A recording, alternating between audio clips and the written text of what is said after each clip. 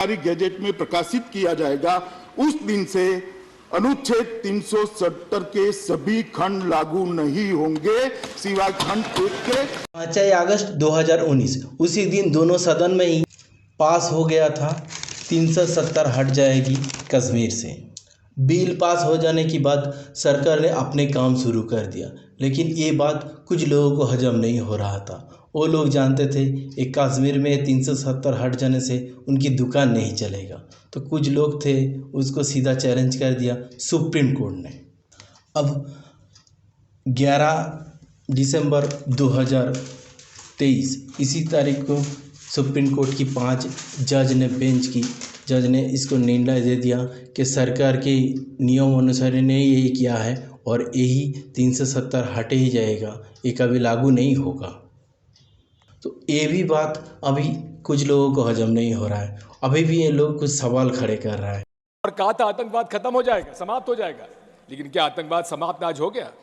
रोज हम आतंकवाद की गतिविधियां वहां पर देख रहे हैं, हमारे लोग शहीद हो रहे हैं। लोगों को हजम नहीं हो रहा है। अभी भी ये लोग कुछ सवाल खड़े कर रहा है, और कौन सी सवाल और इसके जवाब देते हुए हमारे गृह मंत्री अमित शाह जी ने, और जो बोलता हूं उसको ओन करता हूं। मैंने कहा था कि 370 के कारण अलगाववाद की भावना समाप्त हो जाएगी, और जब अलगाववाद की भावना समाप्त होगी सहन आतंकवाद कम हो जाएगा, समाप्त।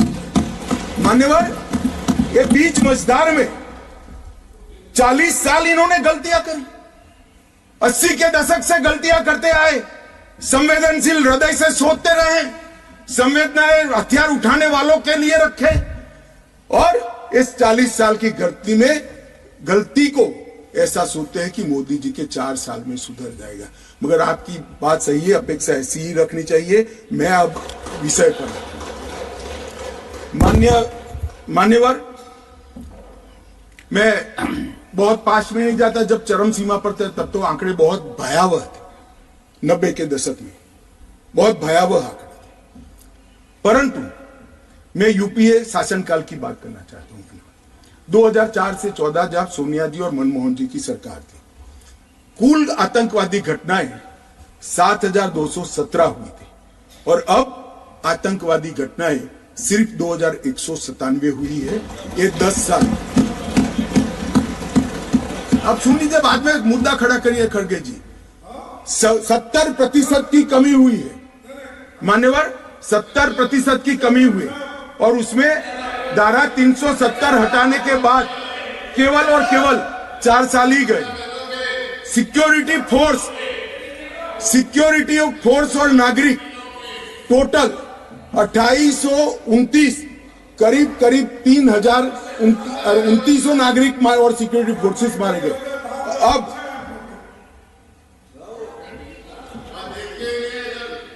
मान्यवर 3000 नागरिक उस वक्त 4 से 14 में मारे गए, 14 से 23 में 891 नागरिक मारे गए। 70% की कमी सिक्योरिटी फोर्सेस और नागरिक, और सिक्योरिटी फोर्सेस की मृत्यु में भी 50% की मान्यवर कमी हुई। ये कह रहे हैं कि क्या हुआ है, मैं आंकड़े बताना चाहता हूं, और मनोज जी खास देखे। आत्मा है तो अंधेरे में टटोल कर सुने, सोचे, और विचार परिवर्तन होता है तो ईश्वर के लिए करे।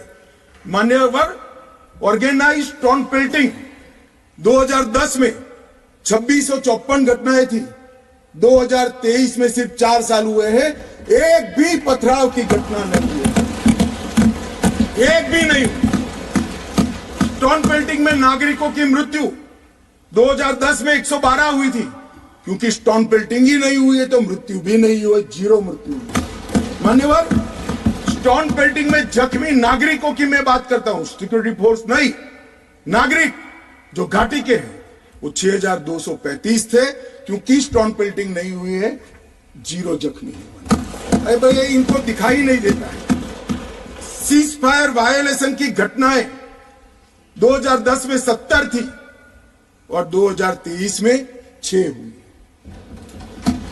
घुसपैठ के प्रयास 489 थे, सिर्फ 48 हुए हैं।